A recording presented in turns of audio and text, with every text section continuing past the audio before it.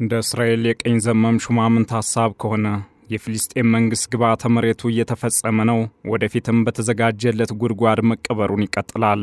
እሁድ ዕለት የፍልስጤምን መንግሥት መቅበራችንን እንቀጥላለን ያሉት ቀኝ ዘመሙ የፋይናንስ ሚኒስትር ቤዛሊል ስሞትሪች ለፍልስጤም አዲስ ስጋት የደቀነውን የእስራኤል ካቢኔ ውሳኔ ይፋ አድርገዋል።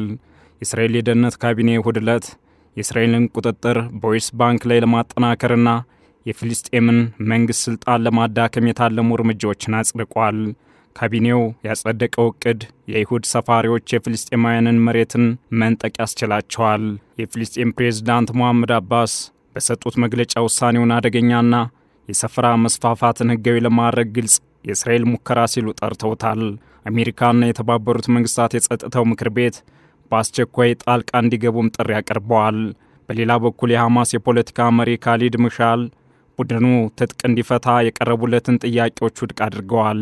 ይህንና ተያያዥ ጉዳዮችን በዓለም አቀፍ ትንታኔ ዘገባችን እንመለከተዋለን። አበረ ስሜነ ነኝ።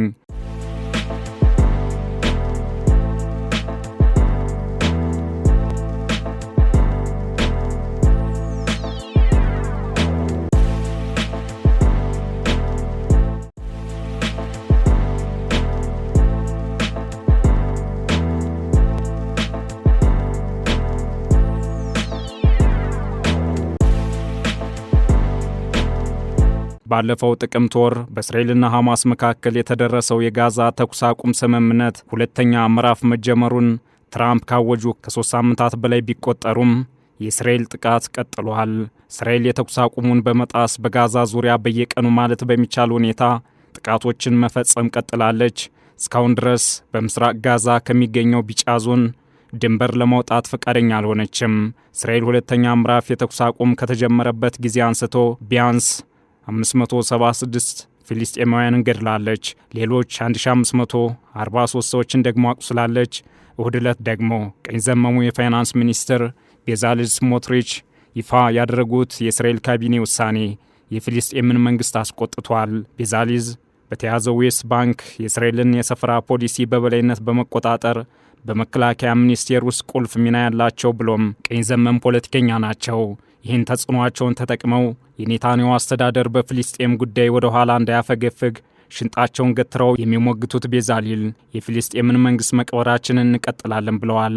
እኒህ ሰው አስቀድሞ በጋዛ የተኩስ አቁም መደረግን በማጣጣል የጦርነቱን መቀጠል በመደገፍ ይታወቃሉ። በዚህ ጉዳይ ላይ ጠቅላይ ሚኒስትር ቤንያሚን ኔታንያሁን በመተቸት ከስልጣን እንዲነሱ ግፊት እስከ ማድረግ ደርሰዋል። የደህንነት ካቢኔውን ውሳኔ እሁድ ዕለት ይፋ ባረጉበት ወቅት ደግሞ በዌስት ባንክ ውስጥ የሰፋሪዎችን ቁጥር በእጥፍ ለማሳደግ ቃል ገብተዋል። ውሳኔው የዌስት ባንክ መሬት ለእስራኤል አይሁዶች እንዳይሸጥ የወጣውን ክልከላ መሰረዝ፣ በኬብሮን ከተማ ውስጥ ባሉ ሃይማኖታዊና ሌሎች ታሪካዊ ቦታዎች ላይ የግንባታ ዕቅድን ለእስራኤል ባለሥልጣናት ማስተላለፍ ያካትታል። በተለይም ውሳኔው ለመጪው ትውልድ የሰፈራ መሬት ክምችት ዋስትና ለመስጠት የታሰበ ነው። የእሁዱን ውሳኔ የእስራኤል ባለሥልጣናት አወድሰዋል። በዌስት ባንክ ውስጥ ያሉትን ታሪካዊ ቦታዎች እንደሚጠብቅም ተናግረዋል። የፍልስጤም ፕሬዝዳንት ሙሐመድ አባስ ደግሞ በሰጡት መግለጫ ውሳኔውን አደገኛ ብለውታል። እስራኤል የሰፈራ መስፋፋትን ሕጋዊ ለማድረግ ያደረገችው ግልጽ ሙከራ እንደሆነ ተናግረዋል። ፕሬዝዳንቱ አሜሪካና የተባበሩት መንግሥታት የጸጥታው ምክር ቤት በአስቸኳይ ጣልቃ እንዲገቡ ጥሪ አቅርበዋል። በተመሳሳይ የጆርዳን የውጭ ጉዳይ ሚኒስቴር ውሳኔውን አውግዟል። ይህ ውሳኔ ሕገወጥ የእስራኤልን ሉዓላዊነት ለማስፈን እና ሰፈራዎችን ለማፍረስ ያለመ ነው ብሏል። የሐማስ ታጣቂ ቡድን በዌስት ባንክ የሚገኙ ፊልስጤማውያንን ከወረራ ለመጠበቅ ጠመንጃ እንዲያነሳ ጥሪ አቅርበዋል። በእስራኤል የተመሠረተው የሰላም ተሟጋች ድርጅት ፒስ ናው ባወጣው መግለጫ ደግሞ ውሳኔው በዌስት ባንክ ውስጥ ከፍተኛ የመሬት ወረራ እንዳይኖር የሚከለክለውን አሰራር ለማጥፋት ያለመ መሆኑን ገልጿል። በተለይም የእስራኤል ባለሥልጣናት በፍልስጤም ቁጥጥር ስር ባሉ አካባቢዎች ግንባታዎችን ለቅርስ ወይም ለአካባቢው ጎጂ እንደሆኑ ካሰቡ ማፍረስ እንደሚችሉ ገልጿል። በዌስት ባንክ አሁን ባለው አሰራር ፊልስጤማውያን መሬትን ለእስራኤላውያን በግልጽ መሸጥ አይፈቀድላቸውም። ሰፋሪዎች ቤቶችን መግዛት የሚችሉት በእስራኤል መንግሥት ቁጥጥር ስር ባሉ አካባቢዎች ብቻ ነው።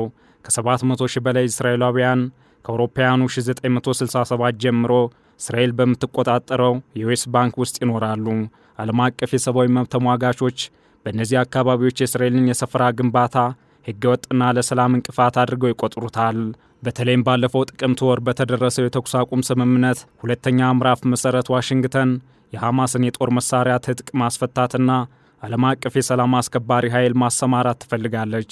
ነገር ግን የእስራኤል ጥቃት አልተቋረጠም። ይህም ብቻ ሳይሆን የእስራኤልን ቁጥጥር በዌስት ባንክ ላይ ለማጠናከር አዲስ እቅድ በደህንነት ካቢኔ ጸድቋል። ይህ መሆኑ ደግሞ ሐማስ ትጥቁን መፍታት የሚለውን ሐሳብ እንዳይቀበለው ከማድረጉም በላይ ለዳግም ጦርነት የሚያነሳሳ ነው። የሐማስ የፖለቲካ መሪ ካሊድ መሻል እሁድ ዕለት ቡድኑ የጦር መሳሪያዎችን አሳልፎ አይሰጥም፣ እንዲሁም በጋዛ የውጭ ጣልቃ ገብነትን አይቀበልም ብለዋል።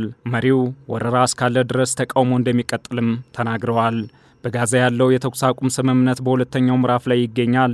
ይህም የሐማስን ትጥቅ ማስፈታትን ጨምሮ ግዛቱን ከወታደራዊ ኃይል ነፃ ማድረግና የእስራኤልን ኃይሎች ቀስ በቀስ ማስወጣት ያካትታል።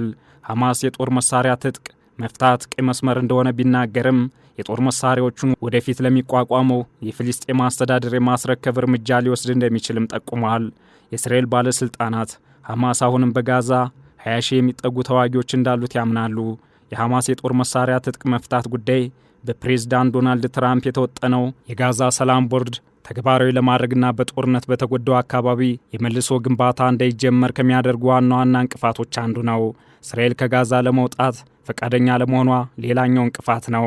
ትራምፕ ቦርዱን ባለፈው ወር በስዊዘርላንድ ዳቮስ በተካሄደው የዓለም ኢኮኖሚ ፎረም ላይ ይፋ አድርገዋል።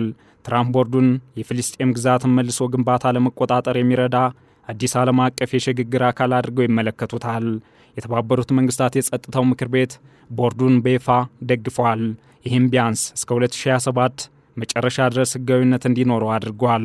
በተጨማሪም ቦርዱ በጋዛ ዓለም አቀፍ የሰላም አስከባሪ ኃይሎችን ለመመልመልና ከመንግስታት ጋር አብሮ የመስራት ስልጣን ይኖረዋል። ከዚህ ባለፈም ቦርዱ በዓለም አቀፍ ደረጃ እውቅና ያለው የፍልስጤም መንግስት እስኪመሰረት ድረስ የትራምፕን እቅድ በጋዛ ተግባራዊ ማድረግ ያስችለዋል።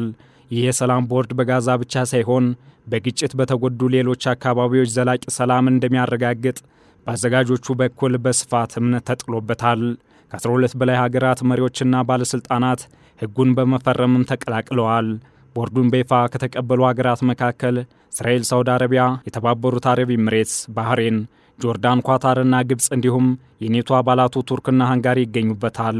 በአንጻሩ በአውሮፓ በይፋ ሀገራት ውሳኔውን በማጣጣል ውድቅ አድርገውታል። ከእነዚህም መካከል ፈረንሳይ፣ ኖርዌይ እና ስዊድን ይገኙበታል።